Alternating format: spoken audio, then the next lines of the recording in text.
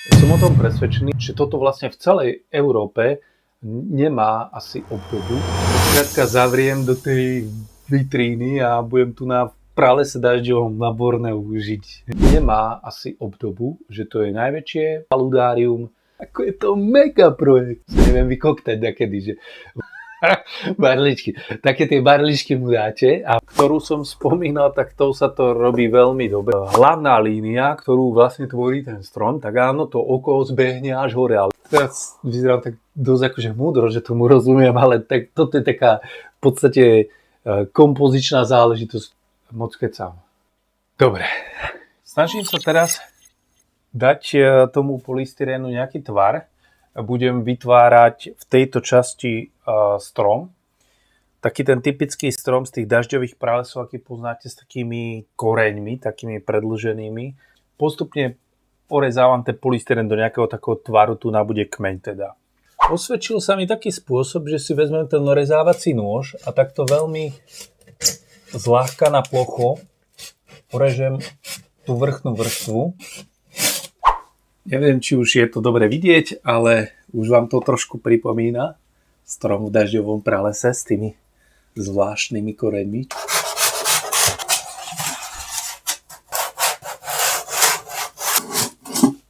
Pekne nám to pribúda, čo poviete? Keď chcete venovať detailom, tak odporúčam takýto miniatúrny tenký nožík, ktorý je parádne hybný a pozerajte sa tam do hora. V podstate to bude taký kmeň.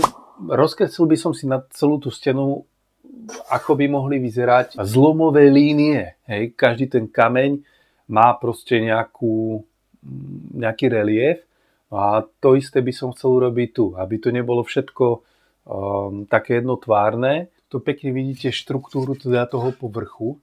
Má to imitovať skalu. Keby som tú líniu dal takto, tak čo sa mi bude diať? Tak mu začne zrak ubiehať odtiaľto z tých spodných línií smerom hore. Ale to my nechceme, lebo ja ho nechcem odviesť do koruny toho stromu. Skôr upriamiť tú pozornosť na tú spodnú časť, kde sú korene toho stromu. Proste hovoria, že to má byť to, čo ako keby zachytí to oko. A potom áno, môže ísť po tom strome. Vlastne vytvoríte mu také barličky, také pomocné, aby on vlastne nemusel nad tým príliš uvažovať v prvej fáze. Hej. V tej hornej časti toho skalného masívu by som vydlabal takú dieru a tam by som vytvoril také mini jazierko. Toto paludárium nebude mať vlastne minimálne tu v Európe obdobu. V tom zmysle, že toto bude čisto zamerané na Borneo. Budú tu proste druhy pochádzajúce prevažne z Bornea, budú tu endemity a to prevažnej miere endemity pochádzajúce priamo z Bornea. Samozrejme väčšina z tých rastlín je dovoz a niektoré sú pestované, myslím, dovoz z Indonézie.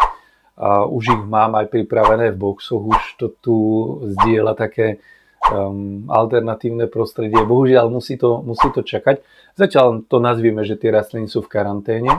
Určite sa už tešia na to, ako budú mať tu na ten svoj domov. K tým líniám. Urobím tu teda také zlomové línie, ktoré pôjdu mierne šikmo smerom dole. Nôž je aj čiastočne ohybný, pretože mi vytvorí nie je úplne rovnomerný povrch. To je vlastne aj žiadúce. Takýmto štýlom, vlastne aby to išlo mierne šikmo zvažujúca k tomuto stromu, to budem robiť vlastne v celej tejto časti.